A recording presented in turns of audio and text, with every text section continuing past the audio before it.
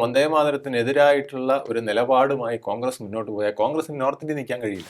150-ാം വാർഷികവും 80-ാം സ്വാതന്ത്ര്യദിനവും ആഘോഷിക്കുന്നത് വരെ അത് നമ്മൾ വീണ്ടും സെക്കൻഡ് ക്ലാസ് ആക്കി വെച്ചിരുന്നു. പിന്നെ ഇത് ഒരു വിഭജന വിഷയമായി എടുക്കുന്നതിന് മുമ്പ് വരെ ആരും വന്ദേമാതരത്തിനെ ചോദ്യം ചെയ്തിരുന്നില്ല. എല്ലാവരും ആവേശത്തോടെ പാടിയിരുന്നു. അരവിന്ദ് കെജ്രിവാൾ പറയുകയുണ്ടായി, നമ്മുടെ നോട്ടിൽ ലക്ഷ്മിയുടെയും ഗണപതിയുടെയും ചിത്രം ആലേഖനം ചെയ്യണമെന്ന്. അന്ന് ഇവരാരും എതിർത്തില്ല. മുഹമ്മദ് അലി ജിന്നയുടെ പ്രേതം AC ആസ്ഥാനത്ത് 80-ാം വാർഷികത്തിന് അഴിഞ്ഞാടി.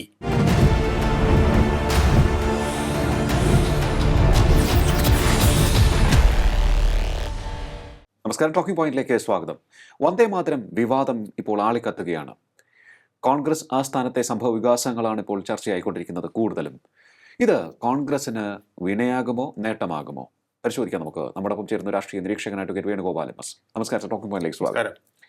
വന്ദേമാതരം അത് തുടക്കത്തിൽ വിവാദമായി എന്ന് കേട്ടിട്ടുണ്ട്. പക്ഷേ ഇപ്പോൾ അടുത്ത കാലത്തായി കൂടുതൽ ചർച്ചയായിക്കൊണ്ടിരിക്കുകയാണ് ഇതുമായി ബന്ധപ്പെട്ടുള്ള കാര്യങ്ങൾ. രാഷ്ട്രീയ പാർട്ടികൾ തന്നെ ഓരോ പക്ഷം പിടിച്ച് നിലയുറപ്പിക്കുമ്പോൾ അത് ജനങ്ങളിലേക്ക് സ്വാഭാവികമായും എത്തുകയും ചർച്ചയാവുകയും ചെയ്യും. കഴിഞ്ഞ ദിവസം സ്വാതന്ത്ര്യസമരത്തിൻ്റെ ഒക്കെ തന്നെ ആകെ ചൂടായി നമുക്ക് ലഭിച്ച സ്വാതന്ത്ര്യദിനാഘോഷം നടക്കുമ്പോൾ വന്ദേമാതരം ആലപിക്കുന്നു. വന്ദേമാതരം ആലപിച്ച് മുന്നോട്ട് പോകുമ്പോൾ അതിൽ അസ്വസ്ഥരാകുന്ന നേതാക്കളെയാണ് നമുക്ക് കാണാൻ കഴിയുന്നത്. സോണിയാഗാന്ധി അസ്വസ്ഥയാകുന്നു, സ്റ്റോപ്പ് ചെയ്യാൻ പറയുന്നു. മറ്റ് മുതിർന്ന നേതാക്കൾ അങ്കലാപ്പിലാകുന്നു. പക്ഷേ പിന്നീട് നമുക്കറിയാം അത് സ്റ്റോപ്പ് ചെയ്യാൻ സാധിക്കില്ല, അവസാനം വരെ പാടേണ്ടി വരുന്നു. ഇത് വലിയ ചർച്ചയാവുകയും ചെയ്തു. ജനങ്ങളെല്ലാം കാണുന്ന ഒരു കാര്യമായതുകൊണ്ട് തന്നെ ജനങ്ങളിലേക്ക് എത്തുകയും ചെയ്തു. ഇപ്പോൾ പലതരത്തിലുള്ള വിശദീകരണങ്ങൾ പല കോണുകളിൽ നിന്നായി വരുന്നുണ്ട്. ഏത് തരത്തിലായിരിക്കും ജനങ്ങൾ ഇത് സ്വീകരിക്കുക? കോൺഗ്രസിനെ ഇത് ബാധിക്കുക എന്നാണ് അങ്ങ് കരുതുന്നത്? കോൺഗ്രസ് സൂക്ഷിച്ചില്ലെങ്കിൽ കോൺഗ്രസിന്റെ അവസാനം വന്ദേമാതരത്തിലായിരിക്കും എന്ന് പറയേണ്ടിയിരിക്കുന്നു.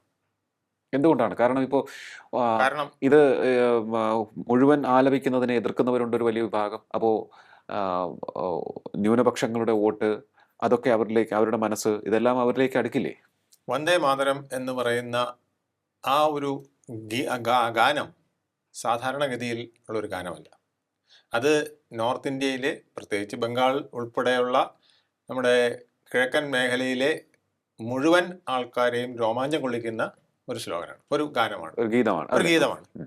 ആ ഗീതം ഇത്രയും നാൾ പാടാതിരുന്നത് തന്നെ ഒരു തെറ്റാണെന്ന് വിശ്വസിക്കുന്നവരാണ് നോർത്ത് ഇന്ത്യയിലും, പ്രത്യേകിച്ച് വെസ്റ്റ് ബംഗാൾ, ബീഹാർ, ഒറീസ തുടങ്ങിയ ഭാഗങ്ങളിലൊക്കെ ഉള്ളവർ കരുതുന്നത്. ഈ കരുതലാണ് BJPയുടെ വന്ദേമാതരം വീണ്ടും വളരെ ശക്തമായി ദേശീയ പ്രസ്ഥാനത്തിൻ്റെ ഭാഗമായി വരണമെന്ന് ആഗ്രഹിക്കാൻ പ്രചോദനമായിട്ടുള്ള കാര്യം. BJP അതുകൊണ്ടാണ് വളരെ ബുദ്ധിമുട്ടി തന്നെ ഈ കാലഘട്ടത്തിൽ ഇത്തരത്തിലൊരു നിയമ ഭേദഗതിക്ക് പോലും തയ്യാറായത്. Insult to national honour amendment ആക്ടിൽ ഭാഗമായിട്ട് വന്ദേമാതരത്തെ കൊണ്ടുവരികയും അത് ജനഗണമനയ്ക്ക് ഒപ്പം തന്നെ വളരെ പ്രധാനപ്പെട്ട ഒരു ഗീതമായി മാറ്റുകയും ചെയ്തിരിക്കുന്നു. അതായത് വന്ദേമാതരം ജനഗണമനയും പാടുന്നെങ്കിൽ ആദ്യം വന്ദേമാതരം പാടണം, അതിനുശേഷമാണ് ജനഗണമന പോലും പാടേണ്ടത്. അപ്പോൾ അത് സൂചിപ്പിക്കുന്നത് ഇതിന് അത്രത്തോളം പ്രാധാന്യമുണ്ടെന്നുള്ളതാണ്. തീർച്ചയായിട്ടും പ്രാധാന്യമുണ്ട്. കാരണം 1905 ബംഗാൾ ഡിവിഷൻ എന്ന് പറഞ്ഞാൽ അത് ബംഗാളിൻ്റെ ഒരു വിഭജനം മാത്രമായിട്ട് നമ്മൾ കാണരുത്. അത് ഇന്ത്യയെ വിഭജിക്കുന്നതിൻ്റെ തുടക്കം, കഴ്സൺ പ്രഭു ഇട്ട ആദ്യത്തെ വെട്ടാണത്. അതായത് 1857 മുതൽ ഇന്ത്യയിൽ സ്വാതന്ത്ര്യ പ്രസ്ഥാനം, പ്രത്യേകിച്ച് ഒന്നാം സ്വാതന്ത്ര്യ സമരം ആരംഭിക്കുന്ന 1857 അന്ന് മുതൽ തന്നെ ബ്രിട്ടീഷുകാർക്ക് ഒരു കാര്യം മനസ്സിലായി, ഇന്ത്യ കൈപ്പിടിയിൽ ഒതുക്കണമെങ്കിൽ എല്ലാവരും ഒന്നിച്ചു നിന്നാൽ ബുദ്ധിമുട്ടാണ്. അവരെ ഒരുമിച്ച് അവരെ ഡിവൈഡ് ചെയ്യണം. ആ ഡിവൈഡിങ് തിയറി ഏറ്റവും ഭംഗിയായി നടത്തിയത് കഴ്സൺ പ്രഭുവാണ്. ഗോപാലകൃഷ്ണ ഗോഖലെ പറയുന്നത് കഴ്സൺ പ്രഭു എന്ന് പറയുന്ന ആൾ ശരിക്കു പറഞ്ഞാൽ ബ്രിട്ടീഷ് ഔറംഗസീബ് എന്നാണ്. മുഗൾ വംശത്തിലെ ഔറംഗസീബ് എന്തൊക്കെ ദ്രോഹങ്ങൾ ഇന്ത്യയെ വിഭജിക്കുന്നതിനായിട്ടും ഇന്ത്യയിലെ ഹിന്ദുക്കളെ ദ്രോഹിക്കുന്നതിനായിട്ടും ചെയ്തിട്ടുണ്ടോ അതെല്ലാം ചെയ്തിരിക്കുന്ന ആളാണ് കഴ്സൺ പ്രഭു എന്നുള്ളതാണ്. അതിൻ്റെ ഭാഗമായിട്ടാണ് ഈ വിഭജനം വന്നത്. അന്ന് ആ വിഭജനം ഇല്ലാതാക്കുന്നതിന് കോൺഗ്രസ് നേതാക്കൾ ഉൾപ്പെടെ എടുത്ത ഏറ്റവും വലിയ സ്റ്റെപ്പ് എന്ന് പറയുന്നത് വന്ദേമാതരം ഓരോ തെരുവിലും പാടി ആവേശം കൊള്ളിക്കുക എന്നുള്ളതാണ്. ശരിയാണ്. അന്ന് അതിന്റെ റിസൾട്ട് വളരെ ആവേശത്തോടെ ആയിരുന്നല്ലോ. വെറും 5 വർഷത്തിനകം ഉണ്ടായി എന്നുള്ളതാണ്. 6 വർഷം ആകുന്നതിന് മുമ്പേ ബംഗാൾ വിഭജിക്കപ്പെട്ട ബംഗാളിനെ കൂട്ടിച്ചേർത്തു. അവിടെ നോക്കേണ്ടത് എങ്ങനെയാണെന്ന് അറിയാമോ? ബംഗാളിനെ വിഭജിച്ചത് എങ്ങനെയാണ്? കിഴക്ക് ഭാഗത്തേക്ക് മുസ്ലിം മെജോറിറ്റി ഉള്ളത് പ്രത്യേകം, ഹിന്ദു മെജോറിറ്റി ഉള്ള പടിഞ്ഞാറ് ഭാഗം പ്രത്യേകം. ഇങ്ങനെ തിരിച്ചുകൊണ്ടാണ് ഈ വിഭജനം നടത്തിയത്. ഈ വിഭജനത്തിൽ ശരിക്കു പറഞ്ഞാൽ മുസ്ലിങ്ങൾ സന്തോഷിക്കല്ലേ വേണ്ടത്. അതിൽ ചില വളരെ ന്യൂനപക്ഷം മാത്രമേ സന്തോഷിച്ചുള്ളൂ. ബാക്കിയുള്ളവർ മുഴുവൻ ഇത് ഒന്നാകുന്നതിന് വേണ്ടി ഒറ്റക്കെട്ടായി വന്ദേ മാതരം പാടിക്കൊണ്ട് ഒന്നിച്ചു നിന്നു. അങ്ങനെ ഇന്ത്യൻ നാഷണൽ കോൺഗ്രസിന് ആദ്യത്തെ വിജയം നടത്താൻ കഴിഞ്ഞു എന്നുള്ളതാണ്. ഈ കാര്യങ്ങൾ ഓർക്കാതെ തലമറന്ന് എണ്ണ തേക്കുന്ന പ്രക്രിയയാണ് AICCയുടെ ആസ്ഥാനത്ത്. അതായത് ഇന്ന് നിതിൻ നബീൻ പറഞ്ഞത് 10,000-കണക്കിന് കോൺഗ്രസ്സുകാർ അല്ലെങ്കിൽ സ്വാതന്ത്ര്യ സമര സേനാനികൾ ജീവത്യാഗം ചെയ്തതിനെ മറന്നുകൊണ്ട് AICC ആസ്ഥാനത്ത് അവരെ അവഹേളിച്ചുകൊണ്ട് 80ാമത്തെ സ്വാതന്ത്ര്യദിനം ആഘോഷിക്കുമ്പോൾ ഈ വന്ദേ മാതരത്തിന് സ്റ്റോപ്പ് പറയാൻ സോണിയാഗാന്ധി തയ്യാറായി എന്നുള്ളതാണ്. അത് ഏറ്റവും വലിയ തെറ്റാണ്. അല്ല, ഇതിപ്പോൾ അവർ പറയുന്നത് കാളി, ദുർഗ എന്നീ ദേവിമാരെ സ്തുതിക്കുന്നു എന്നുള്ളത് കൊണ്ട് ഒപ്പം തന്നെ വന്ദേ മാതരം, നമ്മുടെ ഭാരതമാതാവിനെ വന്ദിക്കുന്നു എന്ന് പറയുന്ന ഒരു ഭാഗമുണ്ടല്ലോ. അപ്പം വന്ദേ മാതരം എന്ന വാക്ക് അവിടെ ഉപയോഗിക്കുമ്പോൾ മുസ്ലിങ്ങൾ അവർക്കൊരു ദൈവമേ ഉള്ളൂ, ഒരാളെ മാത്രമേ അവർ വന്ദിക്കുകയുള്ളൂ എന്നുള്ളതാണ്, അള്ളാഹുവിനെ അപ്പുറത്തേക്ക് മറ്റാരുമില്ല എന്നുള്ളത് കൊണ്ടാണ്, ആ ഒരു വിശ്വാസം ഉള്ളത് കൊണ്ടാണ് അവർ ഇതിനെ എതിർക്കുന്നത്. അവർക്ക് അംഗീകരിക്കാൻ സാധിക്കും. 1905 മുതൽ 1911 വരെ ഈ മുസ്ലിങ്ങളാണ് ഇതും പാടിക്കൊണ്ട് ബംഗാളിലെ തെരുവുകളിലും ബീഹാറിലും ഒറീസയിലും ഒക്കെ നടന്നത്. ഹിന്ദുവും മുസ്ലിമും ഒരുപോലെ പാടി കോൺഗ്രസ്സുകാരുടെ പ്രേരണയാൽ. അത് പാടരുത് എന്ന രീതിയിലാക്കിയതാരാണ്? കോൺഗ്രസ്സുകാരാണ്. 1937 കോൺഗ്രസ് സെഷനിലാണ് ഇത് വന്നത്. അത് വന്നത് എന്തുകൊണ്ടാണ്? വളരെ സതുദ്ദേശത്തോടു കൂടി അവർ ചെയ്തതാണ്. അതായത് വീണ്ടും ഇന്ത്യ വിഭജിക്കപ്പെടരുത്. ഒരു മുഹമ്മദ് അലി ജിന്നയാണ് ഈ സാധനം എടുത്തിട്ടത്. കാരണം ബ്രിട്ടീഷുകാർ ഈ സാധനം അടിച്ചു കൊടുത്തു. ഇതിനകത്ത് ഈ ദേവിമാരെയൊക്കെ പുകഴ്ത്തുന്ന കാര്യങ്ങളുണ്ട്, ദുർഗയെ കുറിച്ചൊക്കെ പറയുന്ന പരാമർശങ്ങളുണ്ട്, അത് നിങ്ങൾക്ക് ദോഷം ചെയ്യുന്നതാണെന്ന്. അദ്ദേഹം ദൈവവിശ്വാസി പോലും അല്ല. ജിന്ന ഒന്നിലും വിശ്വസിച്ചിരുന്നില്ല, നിസ്കാരം പോലും ചെയ്യാത്ത ആളായിരുന്നു എന്നാണ് പറഞ്ഞത് ജിന്ന. ആ ജിന്നയോട് ഇത് പറഞ്ഞപ്പോൾ ജിന്ന വിചാരിച്ച ഇത് പറ്റിയ സന്ദർഭമാണ്. മുസ്ലിങ്ങളെ ഇങ്ങനെ ഹിന്ദു ദേവതമാരെ പുകഴ്ത്താനായി പറയുന്നത് പാടില്ല എന്ന് പറയുന്നു. അപ്പം അത് ഒരു മുതൽക്കൂട്ടായിക്കൊണ്ട് ഇന്ത്യ വിഭജനം നടത്തും, പാകിസ്ഥാൻ ഉണ്ടാക്കും എന്ന് ഭയന്നതുകൊണ്ടാണ് രവീന്ദ്രനാഥ് ടാഗോറും ഗാന്ധിജിയും ജവഹർലാൽ നെഹ്റുവും നേതാജിയും ഒക്കെ പറഞ്ഞത് ആദ്യത്തെ 2 സ്റ്റാൻസ് നമുക്ക് പാടിയാൽ മതി. ഇപ്പം അതല്ലല്ലോ നമുക്ക് പ്രധാനം. വിഭജിക്കപ്പെടാത്ത ഒരു ഇന്ത്യയെ, അഖണ്ഡ ഭാരതത്തെ നമുക്ക് സൃഷ്ടിക്കുക, അതാണ് നമ്മുടെ പ്രധാന ലക്ഷ്യം. അല്ലാതെ ഇപ്പൊ 2 പേര് പാടുന്നോ ഇല്ലയോ എന്നുള്ളതല്ല എന്ന് പറഞ്ഞ് ആ വർഗീയമായ കുത്തിത്തിരിപ്പിനെ അവസാനിപ്പിച്ചതാണ് അവിടെ. മനസ്സിലായില്ലേ? എന്നിട്ട് സ്വാതന്ത്ര്യം കിട്ടിക്കഴിഞ്ഞാൽ വീണ്ടും നമുക്കിത് പാടാവുന്നതേ ഉള്ളൂ. അതുകൊണ്ടാണ് ഭരണഘടനയിൽ ദേശീയ ഗാനവും ദേശീയ ഗീതവും വരാൻ കാര്യം. പക്ഷേ 150ാം വാർഷികവും 80ാം സ്വാതന്ത്ര്യദിനവും ആഘോഷിക്കുന്നത് വരെ അത് നമ്മൾ വീണ്ടും സെക്കൻഡ് ക്ലാസ് ആക്കി വെച്ചിരുന്നു. അതാണ് ഇൻസൾട്ട് ടു നാഷണൽ ഓണർ എന്ന് പറയുന്ന അമെൻമെന്റ് ആക്ടിൽ ഇപ്പോൾ 2026 കൊണ്ടുവന്നത്. ഇത് വന്നു കഴിഞ്ഞതോടുകൂടി ഇനി ആർക്കും ഈ ഗാനത്തെ ഇൻസൾട്ട് ചെയ്യാൻ പറ്റില്ല, അധിക്ഷേപിക്കാൻ പാടില്ല. ഈ പറയുന്നതിലൊന്നും യാതൊരു ന്യായമില്ല. ഇപ്പം 1000 കൈകളുള്ള ദുർഗ എന്ന് പറയുന്നത് ശക്തിയുടെ പ്രതീകമായിട്ടാണ് ഇന്ത്യയിൽ കാണുന്നത്. ഇത് മുസ്ലിങ്ങളും ക്രിസ്ത്യാനികളും എല്ലാം അംഗീകരിച്ചിരുന്ന കാര്യം തന്നെയാണ്. എപ്പോൾ വരെ?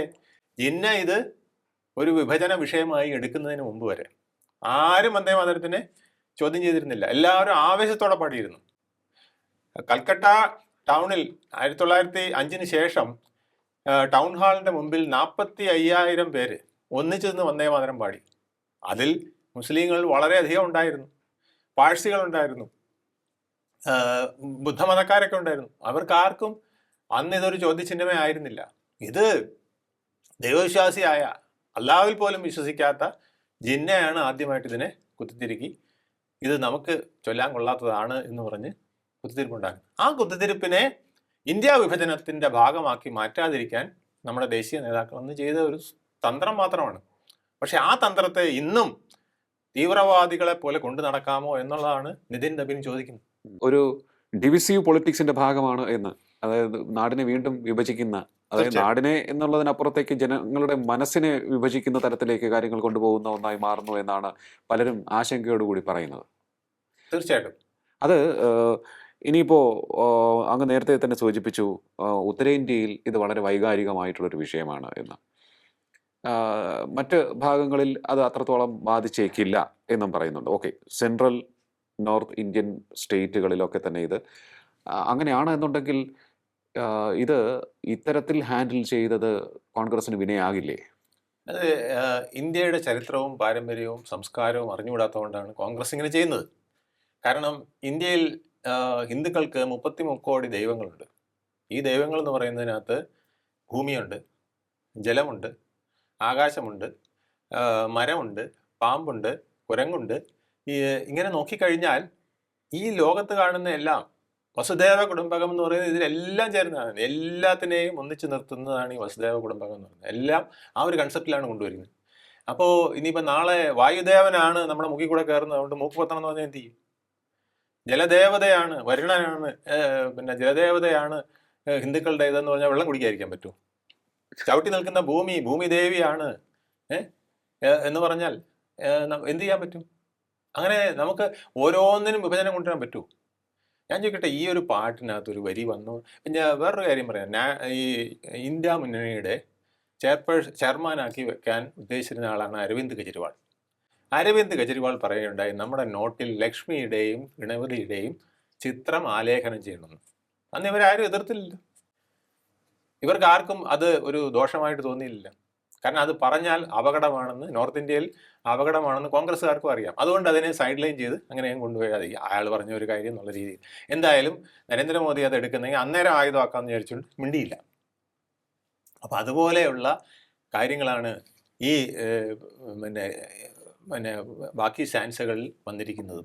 അതിനെ ഇത്ര വലിയ വിഷയമാക്കിയാൽ ഈ ഇന്ത്യയിലെ പല കാര്യങ്ങളും ഇതുപോലെ വരും. ഞാൻ ചോദിക്കട്ടെ, സ്വാമി അയ്യപ്പ എന്ന് പറഞ്ഞുകൊണ്ട് പിന്നെ പാടിക്കൊണ്ട് നടക്കുന്നില്ലേ? അത് കേട്ട് കഴിഞ്ഞാൽ ഏതെങ്കിലും മുസ്ലിമിനോ ക്രിസ്ത്യാനിക്കോ വിഷമം വരുന്നുണ്ടോ? ഇപ്പോൾ മറ്റേതെങ്കിലും ഗീതങ്ങൾ അങ്ങനെ പാടുന്നതിന് പ്രശ്നമുണ്ടോ? ക്ഷേത്രങ്ങളിൽ മണിയടിച്ച് ദീപാരാധന ചെയ്യുമ്പം എത്രയോ മുസ്ലിം നേതാക്കൾ പ്രസംഗം നിർത്തിയ കഥകൾ നമുക്കറിയാം. എന്ന് പറഞ്ഞാൽ അവരുടെ മതം പിന്നെ ഇല്ലാതായിപ്പോയോ? അപ്പം മതമൊന്നും നശിക്കില്ല. മതം നശിക്കുമെങ്കിൽ നമുക്കിതൊന്നും പറയാൻ പറ്റില്ലല്ലോ. ഞാൻ എത്രയോ പേരത് വാ അലൈക്കും ഇസ്ലാം എന്ന് പറഞ്ഞിട്ടുണ്ട് മറുപടി പറയുമ്പോൾ. ഈശോ മിശിഹായ്ക്ക് സ്തുതിയായിരിക്കട്ടെ എന്ന് പറഞ്ഞിട്ടുണ്ട്. അതൊക്കെ നമ്മുടെ ഒരു രാജ്യത്തെ ആ മതേതരത്തിൻ്റെ ഭാഗമായി അവരുടെ വികാരത്തെ ഉൾക്കൊള്ളുക എന്നുള്ളതാണ്. അങ്ങനെ ഉൾക്കൊണ്ടാലേ മതേതരം നിൽക്കുള്ളൂ. ഇല്ലെങ്കിൽ മതേതരത്വം പോയിട്ട് വേറെ ചിലത് വന്ന് ഭാവിയിൽ കൂടുതൽ ദോഷങ്ങളുണ്ടാവും. അല്ല, ഇതിപ്പോ കോൺഗ്രസ് ഭരിച്ചിരുന്നപ്പോൾ ഇതൊന്നും ഇത്രയും പ്രശ്നമായിരുന്നില്ല. അവിടെയാണ് നമ്മൾ ഇവിടുത്തെ ഡിവിസീവ് പൊളിറ്റിക്സിനെ കാണേണ്ടതെന്ന് തോന്നുന്നു. പലരും ചൂണ്ടിക്കാണിക്കുന്നത് അങ്ങനെയാണ്. ജനങ്ങളുടെ മനസ്സിലേക്ക് വർഗീയ ചിന്ത കുത്തി നിറയ്ക്കാനുള്ള ഒരു ശ്രമത്തിൻ്റെ ഭാഗമല്ലേ ഇത് ഇപ്പോൾ ഇത്തരത്തിലൊരു വിവാദത്തിന് തിരികൊളുത്തുന്നതിൻ്റെ പിന്നിൽ ഉള്ള ഉദ്ദേശം എന്നാണ് പലരും ചോദിക്കുന്നത്. അങ്ങനെയൊക്കെ നോക്കുകയാണെന്നുണ്ടെങ്കിൽ നമ്മുടെ സേനയിലേക്ക് നോക്കിയാൽ പുരാണ ഇതിഹാസങ്ങളിൽ നിന്നൊക്കെ തന്നെ ഒട്ടേറെ കാര്യങ്ങൾ അവിടെ അവലംബിച്ചിട്ടുണ്ട്. ഒട്ടേറെ കാര്യങ്ങൾ. ഇപ്പൊ സേനയിൽ ഹനുമാൻ പൂജ നടത്തുന്നു. അത് പിന്നെ കാളി, പിന്നെ 10 കൈകളുള്ള കാളി എന്ന് പറയുന്നത് അതൊരു ദുർഗ എന്ന് പറയുന്നത് ശക്തിയുടെ ദേവതയായിട്ട് ഒക്കെയാണ് വെച്ചിരിക്കുന്നത്. അപ്പൊ അതിൽ എന്ത് തെറ്റാണ് എന്നുള്ളത് ഇന്ന് വരെ ആരും ചോദിച്ചിട്ടില്ല. പക്ഷെ ഇപ്പൊ ചോദിക്കുന്നതിന്റെ കാരണം 2027 ഇലക്ഷൻ വരുന്നു. ആ ഇലക്ഷനിൽ പ്രധാനമായിട്ട് 7 സംസ്ഥാനങ്ങളെ ബാധിക്കുന്ന ഒരു കാര്യമാണ്. അപ്പൊ ആ 7 സംസ്ഥാനങ്ങളിൽ മണിപ്പൂര്, ഗോവ, പഞ്ചാബ് ഇവിടെയൊക്കെ ചിലപ്പം ഈ വന്ദേ മാതരത്തിന് വിരുദ്ധമായത് ഏറ്റെന്നിരിക്കും. പക്ഷെ BJPക്ക് തിരിച്ചുകൊണ്ട് UP ആവട്ടെ, ഗുജറാത്ത് ആവട്ടെ, ഹിമാചൽ ആവട്ടെ, മറ്റ് ഗോവയാവട്ടെ, ഇങ്ങനെയുള്ളിടത്തൊക്കെ തന്നെ അവർക്കും തിരിച്ച് പിന്നെ ഉത്തരാഖണ്ഡ് ആവട്ടെ, അടുത്ത ഇലക്ഷൻ നടക്കാൻ പോകുന്ന സ്ഥലങ്ങളാണ്, അവിടെയൊക്കെ തിരിച്ചും ഗുണം ചെയ്യുന്നതായിട്ട് വന്നിരിക്കും. അല്ല, ഞാൻ ചോദിച്ചോട്ടെ സാർ, ഇതിപ്പോൾ വന്ദേമാതരത്തിൽ തുടങ്ങി, ഇത് ഇവിടെ നിന്ന് നിൽക്കുമെന്ന് തോന്നുന്നില്ല. ഇങ്ങനെയുള്ള ഇതിന്റെ പിന്നിലെ ലക്ഷ്യം ഇതാണ് എന്നുണ്ടെങ്കിൽ ഇതിവിടെ നിൽക്കില്ല. ഞാൻ നേരത്തെ സൂചിപ്പിച്ച പോലെ സൈന്യത്തിലെ പല കാര്യങ്ങളും ഇനിയിപ്പോൾ വിവാദമാക്കാൻ ശ്രമം നടക്കും. ഇതുവരെ വിവാദമാകാതെ നമ്മുടെ ജീവിതത്തിന്റെ ഭാഗമായിരുന്ന പല കാര്യങ്ങളും ഇനി വിവാദമാകും. അതിനുള്ള ശ്രമമായിരിക്കും ഇവർ നടക്കുന്നത്, ഇവിടെ നടത്താൻ പോകുന്നത്. കാരണം ഒരു പ്രക്ഷോഭം ഇതിന്റെ പേരിൽ ഇനിയിപ്പോ പൊട്ടിപ്പുറപ്പെട്ടാൽ പോലും ഗോപാലകൃഷ്ണ ഗോഖലെ പറഞ്ഞ മുഗൾ അരംഗസീബ് കഴ്സൺ പ്രഭുവിന്റെ നോട്ടാണ്. ഉം. കഴ്സൺ പ്രഭു ഒരു നോട്ട്, അതായത് ഭയങ്കര ബുദ്ധിമാനായിരുന്നു. വളരെ കുറച്ചു കാലേ ജീവിച്ചിരുന്നുള്ളൂ, 66 വയസ്സോ മറ്റേ ജീവിച്ചിരുന്നുള്ളൂ. 28 വയസ്സ് കഴിഞ്ഞപ്പം ഇന്ത്യയുടെ വൈസ്രോയി ആയിട്ട് നിയമിതനായി. ആ ഇരുന്ന കാലത്ത് ഇന്ത്യയെ എങ്ങനെയൊക്കെ വെട്ടിമുറിക്കാം അതിന്റെ മുഴുവൻ തിയറി ഉണ്ടാക്കിയ ആളാണ് ഈ കഴ്സൺ പ്രഭു. കഴ്സൺ പ്രഭുവിന്റെ പ്രേതം ഇന്ന് കോൺഗ്രസിനെ ബാധിച്ചിരിക്കുന്നു. കഴ്സൺ പ്രഭുവിന്റെ മാത്രമല്ല, നിതിൻ നവീൻ പറയുന്നത് മുഹമ്മദ് അലി ജിന്നയുടെ പ്രേതം ബാധിച്ചിരിക്കുന്നു എന്നാണ്. മുഹമ്മദ് അലി ജിന്നയുടെ പ്രേതം AICC ആസ്ഥാനത്ത് കലി തുള്ളിയതാണ് നമ്മൾ കഴിഞ്ഞ ദിവസം കണ്ടതെന്നാണ് BJP നേതാക്കൾ പറയുന്നത്. സോണിയാഗാന്ധി സ്റ്റോപ്പ് എന്ന് പറയുന്നത് നമ്മൾ ഒരു കാരണവശാലും നമ്മൾ ബോധപൂർവമായിട്ട് ഈ നിയമം വന്നതിന് ശേഷം 2026 ഇൻസൾട്ട് ടു നാഷണൽ ഓണറിന് വിരുദ്ധമായിട്ടൊന്നും ചെയ്യാൻ പാടില്ല. അതിന് വരുന്ന ഒന്നും ചെയ്യാൻ പാടില്ല. അതിന് എഗൻസ്റ്റ് ആയിട്ട് സ്റ്റോപ്പ് പറയുക, അസ്വസ്ഥയായിട്ട് ആകെ ഇളകി മറിയുക, ഇത് വലിയൊരു പ്രശ്നമാണ്. ഇപ്പം തന്നെ അവർക്കെതിരെ കേസിന് നീങ്ങുന്നുണ്ട്. സുമിത്ര ബാനർജി പിന്നെ ഇവിടുത്തെ MP ആണ് സുമിത്ര ചാറ്റർജി എന്ന് പറയുന്നത് ബംഗാളിലെ MP ആണ് കോൺഗ്രസിന്റെ, അതുപോലെ BJP-യുടെ. അവര് ഇപ്പൊ അദ്ദേഹം ഒരു കേസുമായിട്ട് നീങ്ങുന്നുണ്ട്. ബങ്കിം ചന്ദ്ര ചാറ്റർജിയുടെ ബന്ധുവാണ് അദ്ദേഹം. ബങ്കിം ചന്ദ്ര ചാറ്റർജിയുടെ കുടുംബാംഗങ്ങൾ കത്തയച്ചിട്ടുണ്ട്. അതിലൊരാളാണ് ഈ സുമിത്ര ചാറ്റർജി. BJP MP കൂടെയാണ്. അദ്ദേഹം ഇത് വലിയ വിഷയമാക്കുന്നുണ്ട്. ഇതിന് മാംഗ്ലൂരിൽ ഒരു കേസ് ഓൾറെഡി പോലീസ് സ്റ്റേഷനിൽ ഫയൽ ചെയ്തിട്ടുണ്ട്, ഡൽഹിയിൽ കേസായിട്ടുണ്ട്. ഇതൊന്നും ഒരു കോടതിക്കും, ഒരു ഇന്ത്യയിലെ ഒരു നിയമം വന്നു കഴിഞ്ഞാൽ നിയമത്തിന് എഗൻസ്റ്റ് ആയിട്ട് ഒരു കോടതിക്കും പറയാൻ പറ്റില്ല. ഇപ്പം അത് നിയമം പിന്നെ പ്രസിഡന്റ് ഒപ്പിടാത്തത് കൊണ്ട് പ്രാബല്യത്തിൽ വന്നോ എന്നുള്ളൊരു ക്വസ്റ്റ്യൻ മാത്രമേ ഉള്ളൂ. പക്ഷെ എങ്കിൽ പോലും അത് പാസ്സാക്കിയ ആളെന്നുള്ള നിലയ്ക്ക് സോണിയാഗാന്ധിക്കും രാഹുൽ ഗാന്ധിക്കും പ്രിയങ്കയ്ക്കും അതിന് ഉത്തരവാദിത്വമുണ്ട്, ഖാർഗെയ്ക്കൊക്കെ ഉത്തരവാദിത്വമുണ്ട്. അവര് എഗൻസ്റ്റ് ആയോ അല്ലയോ എന്നുള്ള പ്രശ്നം. അവരിരുന്ന സഭയാണ് ഇത് പാസ്സാക്കിയിരിക്കുന്നത്. ഇന്ത്യയുടെ അല്ലെങ്കിൽ ലോകത്തെ എവിടത്തെയും ഡെമോക്രസിയുടെ അടിസ്ഥാനം എന്ന് പറയുന്നത് നമ്മളൊരു കാര്യം ഒന്നിച്ചു ചേർന്ന് വിയോജിപ്പുകളൊക്കെ പറഞ്ഞെങ്കിലും അവസാനം പാസ്സായി കഴിഞ്ഞാൽ നമ്മളെല്ലാവരും അതിനെ അംഗീകരിക്കുന്നുണ്ട്. അത് അംഗീകരിക്കാത്തവർ നിതിൻ നവീൻ പറയുന്ന പോലെ രാജ്യദ്രോഹികളാണ്. അതിന് യാതൊരു സംശയവുമില്ല. ഇന്ത്യയിലെ നിയമം അംഗീകരിച്ചില്ലെങ്കിൽ പിന്നെ നിങ്ങൾ ഭരണഘടന എന്ന് പറഞ്ഞ ഒരു സാധനത്തിനെ വെട്ടിക്കയറി കൊച്ചു പുസ്തകമാക്കി തോളി വെച്ചുകൊണ്ട് നടക്കുന്നതിന്റെ അർത്ഥം എന്താണ്?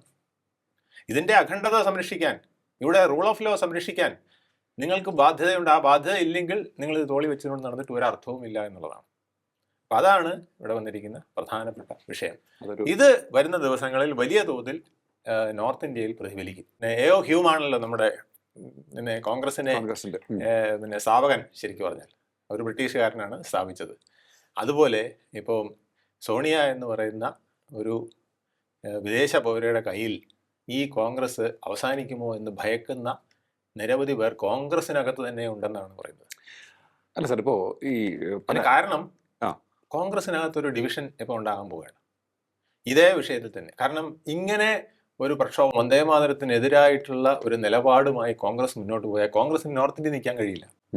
കോൺഗ്രസിലെ നേതാക്കൾ ഒരുപക്ഷെ സോണിയക്കെതിരെ പിന്നെ കോൺഗ്രസിന്റെ നേതൃത്വത്തിനെതിരെ തന്നെ വന്നുകൂടായികയില്ല. അത്തരത്തിലൊരു സാധ്യത കാണുന്നുണ്ട് അല്ലെ? അത്തരത്തിലൊരു സാധ്യത ഉണ്ട്. അത് BJP എക്സ്പ്ലോർ ചെയ്യാനുള്ള സാധ്യതയും വളരെ കൂടുതലാണ്. കാരണം ഞാൻ പറഞ്ഞില്ലേ, 2027 UP അടക്കം ഗുജറാത്ത്, UP, ഹിമാചൽ, പിന്നെ ഗോവ, പഞ്ചാബ്, ഇങ്ങനെ മണിപ്പൂർ, ഉത്തരാഖണ്ഡ് ഒക്കെ ഇലക്ഷൻ വരികയാണ്. ഈ ഇലക്ഷനുകളിൽ ഏതാണ്ട് ഹിന്ദി ബെൽറ്റിൽ ഒരു വലിയ ചലനം ഉണ്ടാക്കുന്ന ഇലക്ഷനാണിത്. ആ ഇലക്ഷനിൽ പ്രധാന വിഷയമായി ഇനി വരാൻ പോകുന്നത് വന്ദേമാതരമായിരിക്കും, അതിൻ്റെ അവഹേളനമായിരിക്കും. അപ്പോഴേക്കും ഈ കേസ് പതുക്കെ മുറുകി വരാനും സാധ്യതയുണ്ട്. ചിലപ്പോൾ കോടതിയിൽ നിന്ന് പരാമർശങ്ങളും ഉണ്ടാവും. ഇപ്പം ശിക്ഷിച്ചില്ലെങ്കിൽ പോലും കോടതിയിൽ നിന്ന് ഇത്തരത്തിലുള്ള അവഹേളനത്തിനെതിരെ സോണിയാഗാന്ധിക്കൊക്കെ രാഹുൽ ഗാന്ധിക്കൊക്കെ എതിരെ പരാമർശങ്ങൾ ഉണ്ടായേക്കാം. ഇതൊക്കെ മുൻകൂട്ടി കണ്ട് മനസ്സിലാക്കി പ്രവർത്തിക്കാൻ BJPക്ക് അറിയാം. കോൺഗ്രസും ഇത് മുതലാക്കുന്നത് മറ്റൊന്നുമല്ല, ഇപ്പൊ കിട്ടുന്ന വോട്ട് മാക്സിമം പോരട്ടെ. ഏറ്റവും പ്രധാനപ്പെട്ടത് ഈ ന്യൂനപക്ഷ വോട്ടുകളുടെ ഒരു പ്രത്യേകത, അത് വളരെയധികം ഫോക്കസ് ചെയ്ത് വരുമെന്നുള്ളതാണ്. ഞാൻ ശ്രദ്ധിച്ച ഒരു കാര്യം, ഇന്ത്യയിലെ ഏറ്റവും കൂടുതൽ വോട്ട് കിട്ടി ജയിച്ച MP, ഇപ്പം നിലനിൽക്കുന്ന MP-യുടെ പേര് റക്കീബുൾ ഹസൻ എന്നാണ്. റക്കീബുൾ ഹസൻ ജയിച്ചത് ധൂബ്രി എന്ന ആസാമിലെ മണ്ഡലത്തിൽ നിന്നാണ്. 14,007 പേരെ അവിടെ വോട്ടർമാർ 14,07,000 പേരാണ് അവിടെ വോട്ടർമാരായിട്ടുള്ളത്. അതിൽ ഇദ്ദേഹത്തിന് 10,27,000 ഭൂരിപക്ഷം. ആലോചിച്ച് നോക്ക്, എത്ര വലിയ ഭൂരിപക്ഷമാണ് അദ്ദേഹം നേടിയിരിക്കുന്നത്. ഭൂരിപക്ഷമാണ് 10,00,000 ചില്ലാനും. അപ്പോൾ ഇത്രയും വോട്ടിന് അദ്ദേഹം അവിടെ നിന്ന് ജയിക്കണമെങ്കിൽ അതിൻ്റെ കാരണം എന്താണെന്ന് ഞാനിങ്ങനെ നോക്കി. അവിടുത്തെ ഡെമോഗ്രഫി അങ്ങനെയാണ്. മുസ്ലിം ഭൂരിപക്ഷമുള്ള സ്ഥലങ്ങളിൽ അവർ എൻ ബ്ലോക്ക് ആയിട്ട് അങ്ങനെ വോട്ട് ചെയ്തളയും. ഹിന്ദു ഭൂരിപക്ഷമുള്ളിടത്ത് അങ്ങനെ നടക്കില്ല. ഇപ്പോൾ തന്നെ ഗുജറാത്തിലെ ഇലക്ഷനിൽ ജയ്പൂർ ഇപ്പോൾ നടന്ന ഇലക്ഷനിൽ 7,000 വോട്ടിനാണ് BJP ജയിച്ചത്. എന്ന് പറഞ്ഞാൽ അവിടെയും ഇതുപോലെ പിന്നെ ഹിന്ദുക്കൾ ഭൂരിപക്ഷമുള്ള വലിയ ഭൂരിപക്ഷമുള്ള സ്ഥലത്ത് പോലും 7,000 വോട്ടിനാണ് BJP ജയിച്ചത്. എന്ന് വെച്ചാൽ അതൊരു നല്ല വിഭാഗം കോൺഗ്രസിനും വോട്ട് ചെയ്യുന്നവരുണ്ട്. അപ്പോൾ അത് മനസ്സിലാക്കേണ്ട തിയറി, കോൺഗ്രസ് ഉദ്ദേശിക്കുന്ന തിയറി ഇതാണ്: ന്യൂനപക്ഷങ്ങളുടെ വോട്ട് എൻ ബ്ലോക്ക് ആയിട്ട് ഇങ്ങ് പോരുന്നതാണ്. അതിങ്ങ് പോന്നോട്ടെ, പിന്നെ മേമ്പൊടിയായിട്ട് കുറച്ച് ഹിന്ദു വോട്ടുകളും കൂടെ കിട്ടിക്കഴിഞ്ഞാൽ ഇന്ത്യ പിടിക്കാം എന്നുള്ള ഡിവിസീവ് കഴ്സൺ പ്രഭുവിൻ്റെ തന്ത്രം, കഴ്സൺ പ്രഭുവിൻ്റെ നോട്ട് ആധാരമാക്കിയുള്ള പ്രവർത്തനങ്ങളാണ് നടന്നുകൊണ്ടിരിക്കുന്നത് എന്നുള്ളതാണ് BJPക്കാർ പ്രധാനമായും പറയുന്നത്. അതിൽ അവർ കഴ്സൺ പ്രഭുവിനേക്കാൾ കൂടുതൽ സൂചിപ്പിക്കുന്നത് മുഹമ്മദ് അലി ജിന്നയാണ്. മുഹമ്മദ് അലി ജിന്നയുടെ പ്രേതം AIC ആസ്ഥാനത്ത് 80ാം വാർഷികത്തിന് അഴിഞ്ഞാടി. ഇത് ഭൂഷണമല്ല. യെസ്, എന്തായാലും കഴ്സൺ പ്രഭുവിൻ്റെയും മുഹമ്മദ് അലി ജിന്നയുടെയും ഒക്കെ തന്നെ പ്രേതം കോൺഗ്രസ്സുകാരെ ബാധിക്കുന്നുവെങ്കിൽ അത് ഭൂഷണമല്ല എന്നാണ് ഒരേ സ്വരത്തിൽ പറയാനുള്ളത്. മറുവശത്ത് നിൽക്കുന്നവർ ഇത് കാണുന്നുണ്ട്, ജനങ്ങൾ ഇത് കാണുന്നുണ്ട്. ഇത് രാഷ്ട്രീയ തന്ത്രമായി, ആയുധമായി ജനങ്ങളിലേക്ക് എത്തും എന്നുള്ള കാര്യത്തിൽ യാതൊരു സംശയവുമില്ല. അതുകൊണ്ട് തന്നെ ഇതിനെ പ്രതിരോധിക്കാൻ ഇനി കോൺഗ്രസ് വെള്ളം കുടിക്കും, ആഞ്ഞു ശ്രമിക്കും എന്നുള്ള കാര്യത്തിലും നമുക്ക് ഉറപ്പിച്ച് തന്നെ പറയാം. അപ്പോൾ അത്തരത്തിൽ ഒരു അതിസങ്കീർണമായ ഒരു വിഷയമായി വന്ദേമാതരം രാജ്യത്തിൻ്റെ സമൂഹത്തിൽ നിലനിൽക്കും. കേരളത്തിലും ഇത് ഇനിയും ചർച്ചയായിക്കൊണ്ടേയിരിക്കും. ഓരോ ദിവസവും ഓരോ തരത്തിലുള്ള അഭിപ്രായങ്ങൾ നമുക്ക് പ്രതീക്ഷിക്കുകയും ചെയ്യാം. കാത്തിരുന്ന് കാണാം ഇതിൻ്റെ എൻഡ് റിസൾട്ട് എന്തായിരിക്കും എന്ന്. വളരെയധികം നന്ദി സാർ, ഇത്ര സമയം ടോക്കിംഗ് പോയിന്റുമായി സംസാരിച്ചത്. നമസ്കാരം. ടോക്കിംഗ് പോയിന്റിൻ്റെ ഈ അധ്യായം ഇവിടെ പൂർണ്ണമാകുന്നു. അടുത്ത എപ്പിസോഡ് കാണാം. നമസ്കാരം.